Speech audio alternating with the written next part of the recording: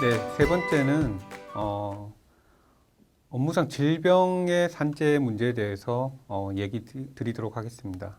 그래서 우리가 뭐 사람이 이제 생로병사로 해서 질병과 떼어낼 수 없죠, 사실. 인생이라고 하는 게. 그리고 모든 산재의 문제에 있어서도 이 질병의 문제가 가장 또 중요합니다. 왜냐하면은 너무 많이 아프고 너무 많이 장애가 남고 때로는 죽기 때문에 그래서 이 질병의 문제에 대해서 산재에서 어떻게 보고 어떻게 판정되고 또는 어떤 걸 준비해야 되는지는 굉장히 중요한 문제라고 할 수 있습니다.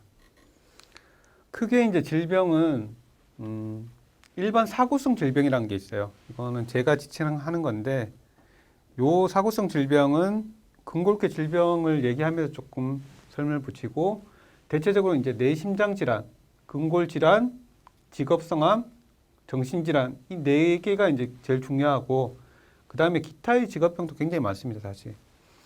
뭐 독일이나 이제 외국 같은 경우에는 피부 질병이 제일 많아요, 사실. 근데 우리나라는 그렇지 않죠. 그래서 근골격 질환이 제일 많은 거고 그래서 이런 질병의 유형에 대해서 어떻게 이제 산재로 인정되고 있는지, 뭘 준비해야 되는지 이런 것들을 좀 살펴보도록 할게요. 일단 제일 중요한 것은 질병이 산재가 된다라는 인식이에요. 그죠? 제가 얘기 드렸듯이. 첫째는 이제 뇌심장질환이에요. 뇌심장질환. 암이 어쨌든 사망률 1위라고 보셨지만은 뇌와 심장질환을 합하면은 거의 사망률 1위인 암에 육박해요. 그리고 뭐 좀 거칠게 얘기하면 5가구 중에 1가구는 반드시 뇌심장질환이 일어나요. 왜냐하면 사망률에 있어가지고 중요하니까. 그래서 우리가 이 과로사라고 해서 지금 최근에 이제 이 택배 노동자의 과로사 문제가 굉장히 사회적 이슈가 되는데 이 택배 노동자는 뭐 특수고용 노동자라고 해서 어쨌든지 뭐 다른 적용제의 문제가 있지만은 대부분 다 산재예요, 제가 봤을 때는. 이분들이 발생하고 있는 뇌출혈, 뇌시중막하 질환, 뇌경색, 심근경색, 해립성 대동맥류 이러한 그 5대 상병을 이제 법에서 명시하고 있지만은 이거 외에도 굉장히 다양한 뇌심장 질환과 관련된 과로사가 산재로 인정되고 있어요. 그래서 면역성 질환 관련해서는 길랭발레 증후군, 뭐 급성 심근염, 저희 사무실에서 얼마 전에 이제 소송을 통해서 얘기했는데 급성 심근염, 헤르페스 내염 이런 것들뿐만 아니고 사인이 나오지 않는 사인이 불분명한 사망 사건도 산재가 돼요. 그 부분은 나중에 좀 더 설명드리고 그 다음에 이제 일반적으로 여러분들이 알고 있는 암, 백혈병이라든지 이런 질병들은 과로 스트레스의 문제가 아니고 나중에 얘기할 유해 물질, 발암 물질과의 노출이 중요한 것이지 과로 스트레스 때문에 위암이 산재가 승인돼요? 이건 안 돼요. 간암이 산재가 돼요? 안 돼요, 이거는. 그래서 제일 중요한 것은 뇌심장 질환으로 여러 가지 명시가 있는 5가지 상병뿐만 아니고 기타의 상병들도 우리가 산재가 인정되고 있다는 것들을 알아두셔야 되고 이 뇌심장 질환과 관련해서 산재 인정의 제일 중요한 요건은 고용노동고시예요. 2017-117호. 이게 2018년도부터 과로사 인정 기준으로 작용하는 거예요. 일반 노동자들한테. 그래서 첫째 요건을 보면은 돌발적 과로라고 해서 24시간 이내에 업무와 관련된 돌발적이고 예측 곤란한 이벤트가 있어야 돼요. 이게 돌발적 과로. 그 다음 두 번째는 단기 과로라고 해서 발병 전 일주일 이내에 업무 양이나 업무 시간이 12주를 평균 했을 때보다 30% 이상 증가되는 경우를 말한다. 그래서 이런 단기 과로도 흔하진 않아요, 사실. 업무량이나 업무 시간이 30% 증가되는 경우는 많지는 않아요. 대부분은 사실 만성 과로죠.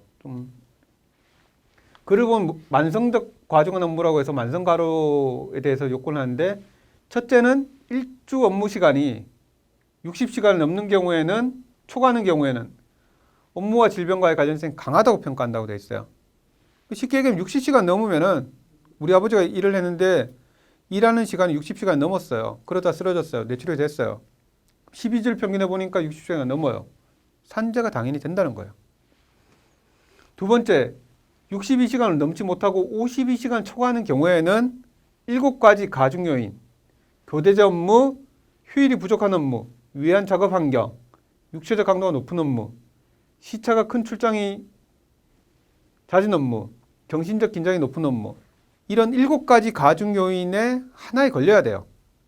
52시간 플러스 알파라고 제가 설명하는데 이런 경우에 대해서는 또 산재가 인정이 돼요. 그럼 노무사님, 2017년 12월 29일 날 이 고시가 생기기 이전에 어땠습니까? 라고 물을 수 있어요. 그 이전에는 이 기준이 없었어요. 52시간 기준이 없고 무조건 60시간 기준이었어요. 그러니까 그때는 산재가 엄청 안 됐어요. 60시간 넘는 노동자가 별로 없으니까 59시간 산재가 인정됩니까? 그 당시에 안 됐어요. 다 소송했어야 돼요. 그 다음에 지금 인정 기준을 보면은 52시간을 초과하지 않는 경우라고 하더라도 복합적 가중 요인에, 업무 부담 가중 요인에 복합적으로 노출되면은 업무 관련성이 강하다고 돼 있어요. 어쨌든 증가한다. 산재가 당연히 되는 게 아니고 케이스 바이 케이스로 봐주겠다고 하는데 실무적으로 해보면은 산재가 승인이 잘 안 돼요. 그 다음에 야간 업무의 경우에는 30%를 가산한다고 했어요. 시간 계산할 때. 대신 감시 단속적인 노동자, 대표적인 경비 노동자는 30% 가산이 안 돼요. 그럼 며칠 전에 이제 저한테 상담이 왔어요. 노무사님, 제 남편이 뇌출혈로 어쨌든지 사망하게 됐는데 산재가 됩니까? 안 됩니까? 이런 걸 묻죠, 사실. 대부분의 사람들이 산재가 되는지 안 되는지를 알지 못하죠. 그래서 제가 여러 가지 이제 제가 쓴 글을 보내드렸는데 그래서 그분이 이제 남편의 업무 시간을 계산해 왔어요. 보니까 51시간이에요, 51시간. 그리고 남편이 사무직 업무로서 프로젝트 업무를 했기 때문에 정신적 긴장이 큰 업무로 해석될 수 있어요. 그리고 최근에 어떤 분이 이제 또 상담이 왔는데 어머니가 이제 뇌출혈로 돌아가셨어요. 그런데 산재가 됩니까? 그래서 제가 이렇게 상담을 일단은 해보니까 어머니가 이제 교대제 노동을 했는데 업무 시간을 계산을 해보니까 48시간 정도밖에 안 돼요. 근데 어머니는 방직 공장에서 소음에 노출되는 업무를 하셨어요. 산재 인정되기 두 개 다 지금 기준을 보면은 낮죠. 그러면 이 기준에 부합하지 못하면 무조건 산재가 안 됩니까? 대부분은 또 안 되지만은 이 기준 하나의 예시적 기준이기 때문에 법원을 가면은 이걸 그렇게 중요하게 보진 않아요. 그래서 케이스 바이 케이스로 보는 거죠. 그런데 어쨌든 이 고용노동부 고시가 지금 우리 산재 인정, 일반 노동자들의 산재 인정 요건에서 기대적인 영향을 미쳐요. 절대적인 기준이 돼요, 사실. 그래서 산재 인정인지 아닌지를 판단하는 판정위원회, 첫째. 둘째, 불수행됐을 때 판단하는 심사위원회. 그 다음에 여기서도 안 되면 재심사를 거쳐요. 재심사위원회. 그래서 재심사를 하는데 공단의 이 두 기관, 판정위원회와 심사위원회, 그리고 고용노동부 산하의 산업재해보상보험 재심사위원회는 사실상 이 기준으로 판단을 해요. 이 기준. 그래서 제가 보기에는 문제가 있는 거예요. 그래서 52시간이 안 되는 경우라고 하더라도 케이스 바이 케이스로 봐야 되는데 이것을 그냥 획일적으로 판단하는 게 지금의 경향이에요. 그래서 문제가 커요. 이 업무부담 가중 요인이 지금 7가지로 예시가 되는데 첫째는 이제 근무 일정 예측이 어려운 업무예요. 뭐 대표적으로 보면 뭐 승무원 이런 분들이 있겠죠, 사실. 기관사들. 그죠? 한국철도공사 기관사들은 교본제 업무라고 해서 뭐 한 14일 또는 뭐 일주일 이전에 자기의 출퇴근 시간이 나와요. 그래서 기관사들의 업무를 보면은 오늘은 7시, 내일은 밤 10시 이렇게 출근하는 거예요. 왜냐하면 차를 모르는 시간이 다르기 때문에. 그 다음에 교대제 업무를 하나의 가중 요인을 봐요. 교대제 업무는 4주 3교대, 3주 3교대 이런 것뿐만 아니고 야간에 고정적으로 출근하는 사람들도 교대제 업무로 봐요. 그 다음에 휴일이 부족한 업무. 12주 동안의 월 평균 휴일이 3일 이하이거나 4주 동안의 휴일이 2일 이하인 경우에는 가중 요인에 삼죠. 그 다음에 유해한 작업 환경, 한랭, 그러니까 추운 온도. 그 다음에 온도 변화가 심하다. 80데시벨 이상의 소음에 노출된다. 이런 경우에는 유해한 작업 환경으로 봐요. 그 다음에 육체적 강도가 높은 업무. 육체적 강도가 높은 업무는 이 별표에 있는데 쉽게 얘기해서 이제 하루에 250km 이상을 나르는 업무. 생각해 보세요. 택배 노동자들이 하루에 250km를 들어 안 들어요? 다 들어요, 사실. 육체적 강도가 굉장히 높잖아요, 그죠? 휴일도 부족해요, 대부분 노동자들이. 그리고 택배 노동자들이 보통 보면은 60시간은 기본적으로 다 해요. 이분은 다 산재가 돼요, 실제적으로. 실무적으로 되고. 그 다음에 이제 시차가 큰 출장 업무, 잦은 업무는 이거는 해외 출장을 얘기하는 거예요. 해외 출장. 그래서 작년에 제가 담당했던 사건도 보면은 이분이 돌아가시기 이틀 전에 이제 미국 출장 갔다 왔어요. 그 미국 출장 갔다가 그날 와서 또 일을 했어요. 이런 분들은 해외 출장이기 때문에 가중 요인이 되는 거죠. 그 다음에 이제 정신적 긴장이 큰 업무. 쉽게 얘기하면 정신적 스트레스가 큰 업무. 그래서 이 정신적 긴장이 큰 업무는 실무적으로 잘 받아들이지는 않는데 어쨌든지 사무직이거나 프로젝트를 띄거나 이런 또 위험이 큰 업무, 이런 업무에 있어서는 우리가 가중 요인을 받아주고 판정을 해줘요. 그래서 52시간을 넘고 이 한계에 해당되면은 산재로 보겠다는 게 지금 고용노동부와 근로복지공단의 해석 기준인데 어쨌든 이 기준이 절대적인 영향을 미치기 때문에 이 내용에 대해서 여러분들이 아실 필요가 있어요. 작년에 이제 제가 담당했던 사건인데 이 노동자가 동료랑 싸웠어요. 말다툼을 싸우다가 그 다음에 다시 이제 끝나고 그 다음에 다시 이제 그 화장실 갔다 오다가 또 다툼이 있었어요. 그러다가 멱살잡이까지 하다가 이제 넘어져서 깨진 게 아니고 갑자기 뇌출혈이 와서 이분이 쓰러진 거죠. 그래서 이런 사건을 보면은 물론 뭐 당일날 공장 질책이 있었지만은 동료 근로자와의 업무 배치 관련해서 말다툼을 하다가 멱살을 잡는 등 생체 리듬의 변화를 초래할 급격한 작업 환경의 변화가 있었다고 했어요. 돌발적 과로죠, 사실 돌발적 과로. 그래서 이제 돌발적 과로로 인해서 이제 인정이 된 케이스인데 이런 경우도 가끔 많아요, 가끔. 어쨌든.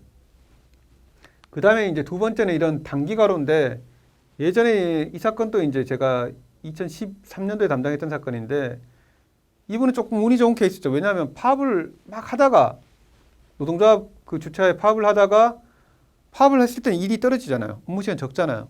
그리고 나서 나중에 복귀해서 12일 동안 뭐 잔업특근하고 잔업특근 하다 보니까 업무 시간이 30% 이상 증가됐어요. 그래서 이걸 계량화하다 보니까 이제 업무 시간이 30% 증가되고 그 밖에 이 사람이 담당했던 업무에 대한 스트레스까지 저희가 그 증명을 해가지고 다행히 이제 산재로 인정됐었죠, 사실. 근데 이런 그 단기 과로의 케이스는 흔하진 않아요. 흔하진 않고 대부분은 이 만성 과로예요. 조금 흐리긴 하지만은 이 최근에 그 산재로 승인받았던 노동자의 사건인데 이분은 업무 시간을 보면은 39시간 20분이에요. 39시간 20분. 39시간 20분인데 업무 환경이 굉장히 열악해요. 교대제를 하죠. 그죠? 그 다음에 만성적인 소음에 노출되죠. 그 다음에 하루에 누적 중량이 250kg 이상이죠. 세 가지 가중 요인이 있었어요. 그래서 처음에는 이게 산재가 승인이 어려울 것 같다라고 생각했었는데 저희가 이제 좀 이런 것도 좀 잘 증명이 되어서 만성적 과로로 이제 인정이 됐었죠. 그래서 이런 경우도 이제 참고할 만하고 우리가 내 심장 질환을 직접적으로 노동자나 가족이 직접 수행하기는 어려워요. 근데 판단하는 사람들이 또는 판단하는 기관들이 뭘 중요하게 생각하는지는 좀 짚어볼 필요가 있어요. 일단은 많이 묻는 것 중에 한 개가 4인 미상의 사건은 산재가 됩니까? 라고 물어봐요. 그러니까 집에서 죽었을 경우에는 또는 병원이 아닌 경우에서 돌아가셨을 경우에는 우리가 시체 검안서 또는 사체 검안서가 발급이 돼요. 거기에서 추정 사인이 안 나올 경우에는 4인 미상으로 봐요, 기본적으로. 그리고 병원에서 죽었다고 하더라도 반드시 사인이 나오는 게 아니니까 일단은 추정되는 사인이라도 나오는 게 중요해요. 그래서 부검을 하는 게 유리해요, 무조건. 그래서 부검을 하거나 아니면 사망진단서나 사체검안서에 사인이 나오는 게 유리해요. 그리고 4인 미상 사건, 우리가 부검을 하지 않는 경우라든지 4인이 미상인 사건이라도 산재로 승인이 돼요. 어떤 경우에 많이 승인이 되냐면은 발병 전에 굉장히 많은 과로를 했거나 업무 시간이 과대하거나 이런 경우에는 산재로 승인이 돼요. 그 다음에 이제 업무 시간에 대한 분석이 있어야 돼요. 우리가 근로기준법에서는 근로한 시간 이렇게 해서 근로시간이라는 개념을 잡지만은 우리 산재에서는 업무를 준비하는 시간 또는 업무와 관련된 시간, 업무를 마무리하는 시간 이런 것까지 다 업무 시간을 봐요.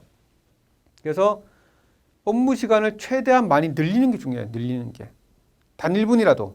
왜냐하면 12주를 평균하기 때문에. 그래서 제가 지금은 뭐 재심사위원회 위원으로 제가 4년째 이렇게 그 회의를 참여하고 이제 산재 판정을 하고 있는데 예전에 어떤 그 노무사님이 이제 대리를 했는데 업무 시간 계산을 잘못했어요. 그러니까 제자가 옷을 갈아입는 시간을 또는 옷을 갈아입고 마무리를 하는 시간을 업무 시간에 산입을 안 했어요. 그런 경우에는 굉장히 사건에 영향을 미칠 수 있어요, 사실. 사건에 영향. 그래서 업무 시간이라는 개념을 쓰기 때문에 이 업무 시간에 대한 개념을 잘 이해를 하고 분석하는 게 중요해요. 그 다음에 대부분의 회사들은 타임카드가 없어요. 출퇴근 카드가 없기 때문에 이럴 경우에는 어떻게 증명하느냐. 물론 여러 가지 증명 방법이 있지만은 사업주가 인정해주는 시간이 굉장히 유리해요. 사업주가 우리는 60시간 일했습니다. 50시간 일했습니다. 이런 경우가 굉장히 유리하다는 거죠.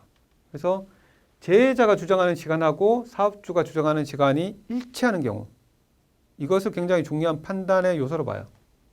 그 다음에 내가 주장하는 게 급성인가 단기인가 만성인가 이러한 주장에 대한 판단을 봐요. 그래서 둘이 뭉실하게 판단하면은 주장하면은 인정되기 어려워요. 그래서 급성 과로다, 단기 과로다, 만성 과로다 이런 주장을 분명히 해야 되는 것이고 그 다음에 우리가 이제 과로 질환과 기타 사건이 경합되는 경우가 있어요. 같이 되는 경우. 그러니까 행사를 했는데 산을 가는데 갑자기 쓰러졌어요. 나중에 이제 보니까 심근경색으로 사망했어요. 그럼 행사 중 재해이기 때문에 행사에 있어서 업무 시간이 계산이 돼야 되는 거죠. 반영이 돼야 되는 거죠. 이런 경우도 가끔씩 놓치는 경우가 많이 있어요. 그 다음에 가중 요인에 대한 근거가 명확한가? 얼마 전에도 이제 심의를 했는데 그 재심사위원회 심의를 했는데 어떤 노무사님이 제가 물었어요. 이 재해자는 박스를 수거하고 들고 나르는 업무를 하는데 하루에 250kg 이상을 취급합니까? 라고 제가 물었어요. 그러니까 이 분이 사람이 어떻게 250kg를 드냐고 이렇게 반문을 하는데 그건 이해가 너무 없는 거죠. 그죠? 10kg를 25번 들면 250kg잖아요. 그죠? 그래서 정확하게 가중 요인에 대해서 명확하게 계산을 해볼 필요가 있어요. 그 다음에 돌발적인 상황에 있어가지고 여러 가지 육체 활동이 있었느냐, 폭염 작업이 있었느냐 이런 것들에 대해서 저희들이 심의 판단할 때 굉장히 중요하게 봐요. 그 다음 단기 과로에 있어서 업무량에 대한 30%, 업무 시간에 대한 30% 이외에 업무량에 대한 분석과 주장 접근이 있었느냐. 그 다음에 이제 스트레스를 수반하는 업무에 있어서 정신적 긴장을 동반하는 업무를 제대로 주장하고 있느냐 없느냐 이것도 굉장히 중요하게 봐요, 사실. 그 다음에 택시의 경우에는 타코메타 분석이 돼야 되고 경비원 노동자에 있어서는 독립된 장소에서 잠을 자지 못하는 경우에는 그걸 다 업무 시간에 산입을 해요. 이런 경우도 굉장히 중요하게 보는데 가끔씩 놓치는 경우가 있어요. 그 다음에 제가 앞서 얘기했듯이 일정 주기의 출근 시간 또는 오후 저녁의 고정 출근 시간을 교대제로 봐요. 교대제. 그래서 이러한 그 뇌심장 질환에서 판단하는 중요한 요소들을 이해를 해야만 내가 접근을 할 수 있어요. 그래서 막연히 노무사한테 맡긴다고 해서 전문가한테 맡긴다고 해서 사건이 풀리는 게 아니고 재해자나 가족으로서 어떠한 기준으로서 노동부나 공단에서 판단하는지를 이해를 하는 게 중요해요. 이해를 해야만 내가 납득을 시키고 사건에서 유리하게 판정을 받을 수가 있어요. 그래서 뇌심장 질환이 좀 중요하기 때문에 조금 자세하게 얘기 드렸고 두 번째로는 근골격계 질환을 좀 볼 거예요. 그래서 이 근골 질환은 어렵게 생각할 필요 없이 그냥 골병이 골병 많이 쓰기 때문에 그래서 법령에도 뭐라고 얘기했냐면은 반복 동작, 힘, 자세, 진동 작업 그래서 부담이 되는 상태에서 하는 업무가 오랫동안 누적되는 경우에는 근골격계 질환에 걸릴 수 있다고 봐요. 근골격 질환. 또 하나 여러분들이 아셔야 되는 게 이러한 근골격 질환은 나이가 들었다고, 그러니까 연령 증가에 따라서 자연적인 경과가 됐다고 하는 게 아니고 이 자연적인 경과가 일 때문에, 업무 때문에 더욱더 빠르게 된다고 하면은 산재로 봐요. 산재로. 내가 장시간 오래 앉아 있는 업무를 하다가 디스크가 나면은 이게 내가 나이가 들었다고 연령 증가에 따른 자연적인 경과 때문에 생긴 게 아니고 내가 일하는 허리 부담의 자세, 그죠? 이것 때문에 생겼다고 인식을 하면 돼요. 그래서 대부분의 노동자들이 이 근골격계 질환에 대해서 너무 어려워해요. 어려워하는 이유가 뭐냐면은 이 발생하는 것들에 대해서 제대로 접근을 못하기 때문이에요. 이 노동자도 보면은 카트가 있고 리프트가 있는데 계속적으로 이용을 안 해요. 이용을 안 하다가 내가 삐끗하는 이런 사고 나면은 이게 평소에 이런 게 부담이 돼서 누적된 게 아니고 이 사고 때문에 생겼다고 오해를 하기 때문이에요. 오해를. 그래서 제가 앞서 얘기 드렸듯이 일반 사구성 질병은 근골격 질병하고 다른 거예요. 근골격 질병. 그래서 구분해 보면은 두 명의 노동자가 똑같이 넘어지거나 무거운 물건을 들다가 허리를 다쳤어요. 그리고 첫 번째 건물관리 노동자는 S330의 외상성 허리 디스크에 대한 진단을 받았어요. 그리고 두 번째 미화원 노동자는 M512라는 이게 상병 코드예요. 상병 코드. 의사가 적는 상병 코드. 우리나라. 그 다음에 M512라는 기타 명시된 주간판 전이. 이게 디스크란 뜻이에요. 디스크란 뜻. 그래서 두 명 다 디스크인데 한 명은 외상이고 한 명은 질병인 거예요. 질병. 그래서 보통의 노동자가 이런 경우가 있으면은 다 이 사고 때문에 생겼다고 생각해요. 상병에 대한 코드라든지 구체적인 진단명을 확인하지 않고. 그래서 내가 무거운 물건 들다가 다쳤는데 왜 산재가 안 되는 거야? 이렇게 접근하면은 승인될 가능성이 없는 거고. 그렇죠? 그래서 근골격 질환은 대부분 다 M 코드로 나와요. M 코드. 그 다음에 사구성 질환. 사구성 손상은 S 코드로 나와요. 허리는 M512 보통. 그 다음에 무릎, 어깨, 허리, 무릎이죠. 그죠? 그래서 우리가 제가 앞서 얘기 드렸듯이 상병에 대한 진단을 제대로 받는 게 중요하다고 얘기했고 그 진단에 대한 접근을 제대로 하는 것이 산재 인정이 제일 중요한 요건인데 이분 같은 경우면은 사고가 아니고 내가 사고도 있었지만은 평소에도 60kg 들다가 오랫동안 미화원 노동자로서 무거운 물건을 들다가 발생한 이거는 일종의 골병이야. 이렇게 인식하고 접근을 해야 돼요. 그죠? 그래서 이분 같은 경우는 앞서 외상성 우리가 제 업무상 사고에 접근했듯이 몇 월 며칠 몇 시에 3층 계단인지 넘어졌는지 목격자가 있는지 무기력제 기록이 있는지 이것만 정확하게 입증이 되면은 산재 승인이 아주 쉽게 될 수 있어요. 이분은. 그게 아니고 만약에 뭐 일시를 잘못 기억한다고 하면은 굉장히 복잡해지죠. 이분은 또. 그렇죠? 그래서 우리가 사고성 재해인지 그죠? 이런 순수한 사고성 재해인지 일반적인 근골격 질환인지 이분같이 사고를 동반했지만은 본질적으로 근골격 질환인지 골병인지를 잘 이해를 하는 게 중요해요. 그래서 이런 근골격 질환이 사회적으로 이슈가 되고 굉장히 많이 신청을 하게 되고 승인되는 사건들도 굉장히 많이 늘어나게 돼서 이제 2019년도에 근로복지공단에서 이런 상병과 이런 노동자들은 일정한 근무 기간이 되면 우리가 산재를 해줄게라는 인정 기준이 나왔어요. 업무 관련성 추정의 원칙이라고 해서 내가 용접원인데 8년 이상 일했어요. 내가 형틀목공인데 8년 이상 일했어요. 그러다가 일을 그만둔 지 12개월 이내에 경추간판 탈출증, 목 디스크가 생기면은 이건 그냥 산재를 해줄게라는 거예요. 그죠? 내가 조리사인데 식당에서 일하는 노동자인데 내가 1년 이상 일했어요. 상감이 걸렸어요. 그죠? 발꿈치에. 그러면 이것은 산재를 해줄게. 그죠? 이러한 기준이 있는데 일반 노동자들이 이러한 기준을 모르니까, 그죠? 내가 여기에 해당되는 노동자인데 정확한 기준인데 모르니까 그냥 딴 데 가서 맡기는 거예요. 맡기고 쓸데없이 비용을 쓰는 거예요. 그래서 우리가 6대 근골격계 질병에 있어가지고 업무 관련성을 인정하는 어떻게 보면 당연 인정 기준이라는데 이런 인정 기준이 있다는 것도 알아야 되고 이 인정 기준에 정확하게 부합되지 않는 다른 노동자라고 하면은 케이스 바이 케이스로 접근을 해야 돼요. 그래서 우리가 근골격계 질환이 생기는 것은 반복 때문이에요. 반복. 누적되는 반복.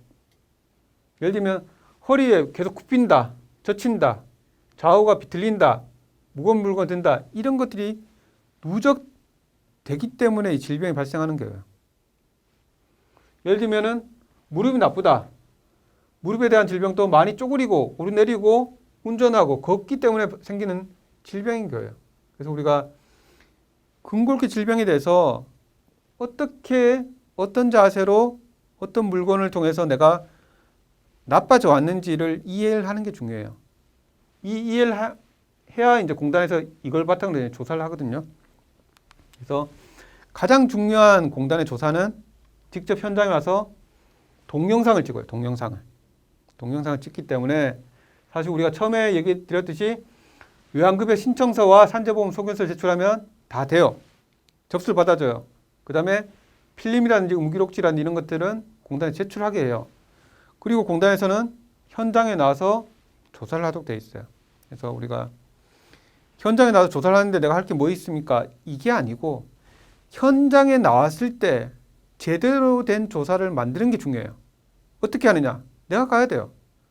제자가 가서 제가 일한 건 이렇게 일을 하고 들 때도 실제로 이렇게 하고 이것이 어느 정도 반복되고 실제로 이렇게 일을 합니다라는 것들을 얘기를 해야 돼요. 그렇지 않으면 그분은 공단에 있는 사람들은 제3자를 찍어요. 기본적으로. 제3자를 찍기 때문에 자기하고 다른 거죠. 그죠?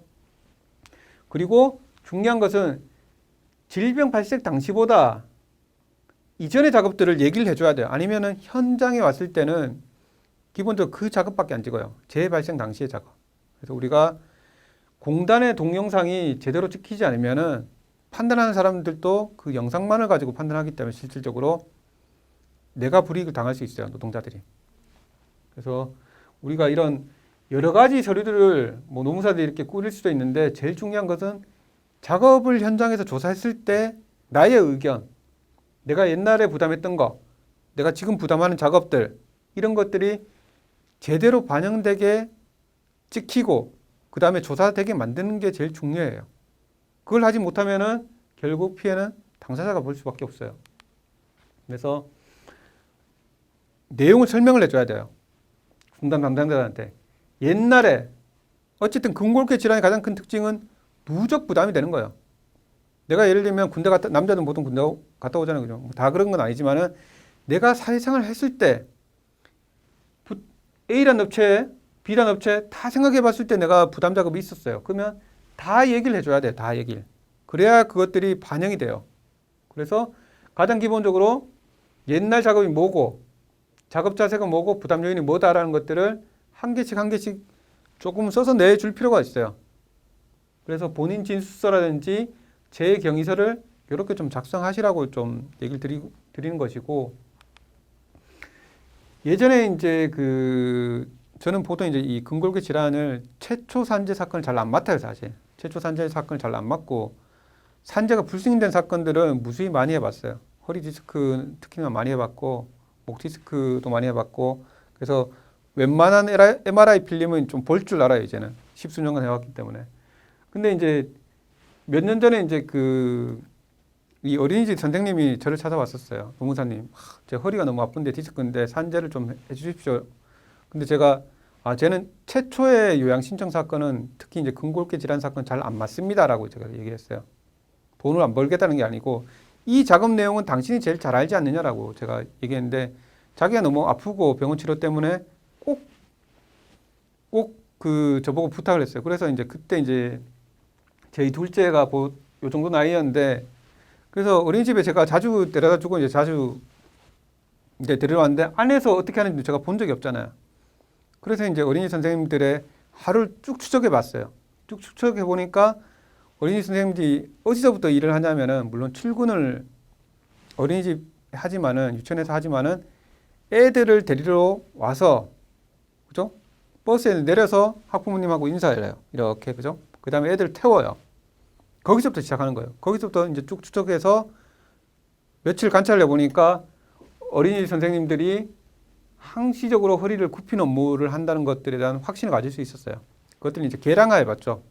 아, 이분이 하루에 몇 시간 정도 굽힌다, 몇 번 굽힌다, 그죠?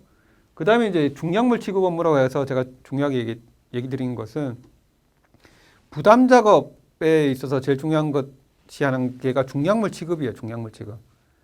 애들이 보통 이제 5kg가 넘잖아요. 우리가 법상 보면 5kg가 넘는 걸 중약물이라고 얘기해요. 우리 산업안전보건법상. 그래서 특히 유아반 애들을 담당하는 선생님일수록 많이 아파요. 왜냐하면 애들을 안아줘야 되잖아요. 안고 옮기고, 그죠? 그게 일과예요. 그리고 보육교사들의 이 근무 환경을 보면은 제대로 된 곳이 없어요. 다 여기 앉아가지고 그냥 애들 다 과제 이렇게 하고 다 이렇게 불편한 의자에 앉아 있어요. 그래서 이런 것을 좀 계량화해서 계량화가 중요한데 수치화하는 게 중요한데 이런 것들 좀 정리해서 나중에 이제 직업환경의사 선생님의 도움도 좀 받고 그래서 이제 산재 신청하니까 이분이 근무 경력이 좀 짧았지만은 허리 관련 누적 부담으로 이제 산재를 인정받았거든요. 그래서 제가 최초 신청 사건을 거의 하지 않는데 좀 기억 나가지고 이제 이 어린이 선생님의 산재 승인 사례를 얘기하는데 실제로 어린이 선생님이 허리뿐만 아니고 제일 많이 아픈 것은 어깨, 무릎, 발꿈치 다 아파요. 그래서 그때 이제 어린이 선생님 이 산재 사건을 이제 승인받고 제가 좀 많이 알리라고 그랬어요. 뭐 저한테 오라는 게 아니고 보육교사의 이제 구인 구직 사이트가 있던데 그래서 거기 올리니까 대부분 선생님들이 아 나도 아픈데 아 이게 산재였구나라는 인식을 가지게 됐어요. 그래서 그런 인식을 넓히는 하나의 계기가 됐던 거죠. 그래서 이제 얘기 드린 것이고 어쨌든 근골격계 질환이 장기간 누적 부담으로 생기는 질병이라는 것들 그리고 이걸 스스로 할 수 있다는 것들을 좀 얘기 드리고 싶고 다음으로 이제 보도록 할게요. 그래서 근골 질환도 이제 몇 가지 이제 판단하는 사람들이 중요하게 생각하는 게 있어요. 첫 번째는 이제 진단이에요, 진단. MRI 지금 다 진단이 되는 게 아닙니까? 이렇게 하는 게 아니고 과잉 진단을 하거나 과잉 수술하는 경우가 많아요. 그래서 허리 디스크 같으면은 또는 이제 디스크 같은 경우는 MRI를 찍었는지 안 찍었는지를 공단에서 굉장히 중요하게 생각해요. CT보다는. 그래서 단순 엑스레이가 아니고 정확한 검사를 걸친 상병이냐 아니냐 그걸 봐요. 그 다음에 이제 부위를 특정하고 있느냐 아니냐. 허리 디스크가 아니고 4번, 5번 이렇게. 그 다음에 중요한 건 이거예요.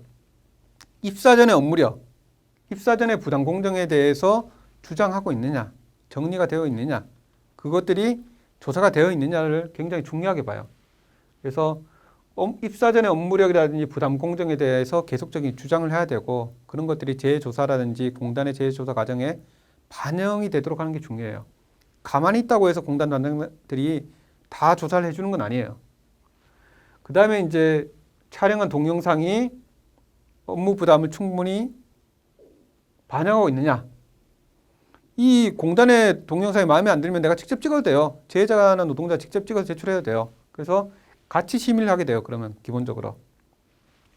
그 다음에 현장에 가서 대부분 노동자들이 물어보면은 중량물의 무게를 제대로 몰라요. 노무사님 5kg인데요. 7kg인데 실제로 달아보면은 다 달라요. 그래서 취급 시 중량물의 무게라든지 빈도, 취급 각도라든지 이런 것들을 제대로 설명을 해야 되고 그 다음에 우세선이라든지 작업대 위치가 어느 정도 되는지를 봐야 돼요. 그래서 항상 이런 근골격 질환이라든지 각종 질병에 대해서 판단할 때는 나중에 심의를 하는 공단에서 심의를 하는 질병판정위원회에서 직접 출석을 해서 나의 어려움, 내가 이 노동에 대한 어려움을 직접적으로 설명을 해서 그 사람들한테 설득을 얻어내는 과정이 중요해요. 그래서 우리가 근골격 질환에 대해서 판단하는 여러 가지 차근점에 대해서 잠깐 설명드렸어요. 그 다음에 많지는 않지만은 어쨌든지 많이 신청은 또 안 되지만은 많이 일어날 수밖에 없는 직업성 암에 대해서 설명을 드릴게요. 이런 직업성 암이 왜 중요하냐면 사실 직업성 암 분야는 근골격 질환이라든지 뇌심장 질환처럼 직업병이라는 인식을 잘 하지 못하기 때문이에요. 그래서 우리 법률상에 보면은 이런 열 몇 가지 경우를 설명을 하고 있는데 대표적인 경우를 몇 가지 짚어보면은 일단 성면이 있어요. 성면. 지금은 성면 쓰면은 다 처벌받아요. 그죠? 근데 옛날에 성면이 우리나라에 뭐 도입됐을 때는 신이 내린 물건이라고 얘기했어요. 신이 내린 물건. 그래서 성면을 안 쓰는 경우가 없었어요. 거의 다. 그래서 이런 성면이 지금 우리나라에서 조금씩 이제 직업병이 문제가 되고 있고 대표적으로는 폐암이라든지 악성 중피종이라든지 후다 남소암을 일으킬 수 있는 발암 물질이에요, 사실. 그래서 이런 경우가 7, 80년대에 노출된다고 하더라도 지금 이 악성 중피종이 생길 수 있어요. 그 다음에 이제 대부분의 이제 직업성 암이 폐암이 많아요, 폐암. 폐암이 굉장히 많은데 폐암에서 대표적인 게 육과크롬이라든지 화합물을 쓰는, 즉 용접을 하시는 노동자들이 많이 걸리는 폐암이 대부분이에요, 사실. 그래서 전체 직업성 암으로 보면은 폐암이 1순위고 그 다음에 조혈기계암, 백혈병이 많아요, 백혈병. 그래서 폐암, 그 다음에 라돈이라든지 이런 물질에 대한 폐암, 그죠? 검댕이 노출된 폐암, 그 다음에 뭐 피부암 몇 개, 그 다음에 스프레이 도장 업무에 발생하는 폐암, 그죠? 그 다음에 벤지딘에 노출된 방광암, 이런 경우도 흔치는 않지만 있고, 그 다음에 비강암이나 부비동암, 분진에 노출된 거. 그래서 성면, 폐암, 그 다음에 세 번째가 크게 보면 이제 백혈병 있어요. 백혈병, 조혈기계암으로 백혈병.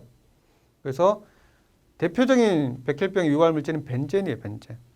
그래서 벤젠에 노출된 백혈병이라든지 다발성 골수증.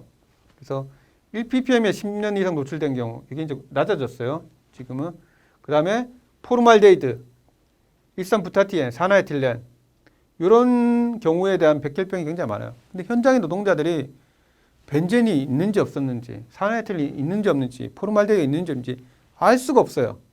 왜냐하면 그렇게 알려준 사업자가 거의 없기 때문이에요. 알려줘야 하나. 그 다음에 뭐 간암이라든지 간혈관 육종이 있어요. 염화비늘. 그래서 이런 것은 하나의 예시적 기준이고 케이스 바이 케이스로 우리가 판단을 해요. 그래서 우리가 스프레이 도장 업무에 예를 들면 5년 종사했는데 폐암이 걸렸어요. 10년 걸렸. 이런 경우에는 당연히 인정되겠지만은 나머지는 케이스 바이 케이스로 판단하게 돼 있어요. 그래서 여러분들이 아시는 우리 대표적인 직업성 암으로서 반도체 노동자의 직업성 암이 몇 년간 사회적인 이슈가 됐었어요, 사실. 그죠? 그래서 벌써 이제 최초의 문제가 된 게 약 10년, 10 몇 년 전이었어요, 사실. 제 정확한 기억이 안 나지만은.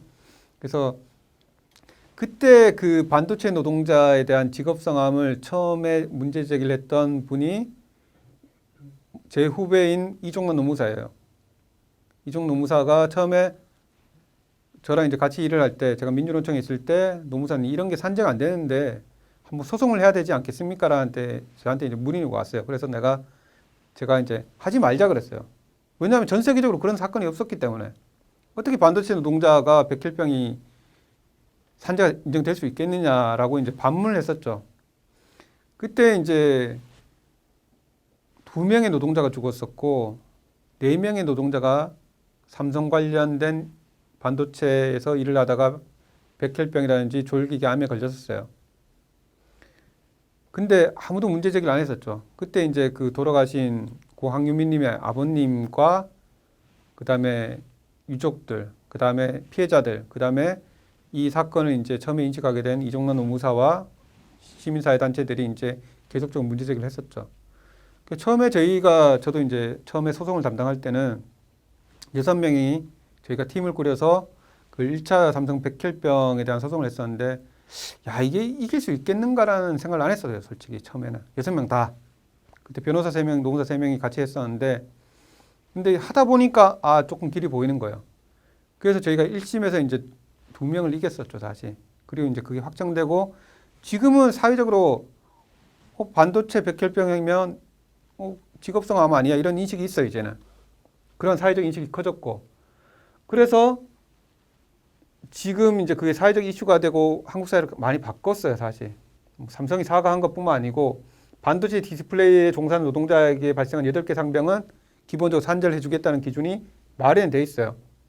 마련됐고 반도체 디스플레이뿐만 아니고 이런 기준을 좀 넓혀가자 해가지고 성면에 의한 원발성 폐암, 성면에 의한 악성 도피종, 탄광 용접공, 석공 주물공, 도장공에 발생한 폐암, 그 다음에 벤젠에 노출되어 발생한 졸기계암, 그죠? 여기 보면은 뭐 코쿠스 오븐이라든지 철강 공정이에요. 철강 공정, 제철소 이러한 업무에 종사한 노동자에게 발생한 암들은 이제 산재를 해주자. 이런 기준이 마련됐어요. 이게 2019년도 2월 달에. 반도체 디스플레이 말고도. 그래서 삼성 백혈병의 이 문제가 단지 거기에서 끝나는 게 아니고 산재에 대한 법 제도를 굉장히 많이 바꿨어요. 많이 바꿨고 사회적인 인식도 많이 바꿨죠, 사실. 그래서 이런 직업성 암에 대해서도 당연 인정 기준이 이미 도입되어 왔고 이런 인정 기준을 아는 것들도 굉장히 중요해요. 그래서 이 직업성 암에 대해서는 앞서 얘기 드렸듯이 다른 상병과 마찬가지로 의심을 해보는 게 굉장히 중요해요. 의심을 해보는 게. 이게 산재가 아닐까? 의심을 해보는 게 중요한데 제가 이제 현대차 아산 공장을 한 7, 8년 정도 이제 가면서 노동자들의 산재 상담을 해왔어요. 해왔는데 한 분이 백혈병이 있는 거예요. 백혈병이 있어가지고 상담을 해보니까 좀 의심스러워요. 의심스럽고 나중에 노동자하고 이제 담당자랑 가서 산재를 해봅시다 했는데 그분이 계속 거부를 했어요. 처음에는. 그래서 나중에 그분도 이제 한번 해보자 해서 이제 했는데 그분이 우리가 자동차 공정하면은 막 다 조립하는 것만 생각하지 그 자동차 공정에서 가장 열악한 데가 주물 공장이 있어요. 주물 공장이. 그러니까 예를 들면 빵틀을 구워내는 그런 걸 생각해 보면은 엔진이라든지 특히 이제 엔진 쪽을 구워내는 쉽게 얘기하면 구워내는 공장이 주물 공장인데 거기는 엄청나게 열악해요. 엄청나게 열악하고 어느 정도 열악하냐고 얘기하면은 여러분 탄광 간다고 생각하면 돼요. 사실 고열의 탄광을 간다고 생각하면 돼요. 모든 발암물질이 거기다 있어요. 어쨌든 이 직업병을 연구하는 사람이나 이제 산재를 하는 사람들이 가장 열악한 공장을 뽑으면 주물 공장을 뽑아요. 그래서 어쨌든 그 분을 이제 설득을 해서 우여곡절 끝에 이제 제가 이제 산재가 승인 받았어요. 승인 받아 보니까 나중에 기아 자동차 노동자도 똑같이 이제 이 주물 공장에 근무를 하시는데 백혈병이 걸린 거예요. 백혈병 걸려가지고 또 저한테 의뢰가 들어왔어요. 그래서 그분도 조사를 해보니까 산재가 의심스러워요. 그래서 산재 신청해서 보니까 나중에 이제 승인을 받았는데 이분도 보면은 26년간 주물 공장에 일을 했어요.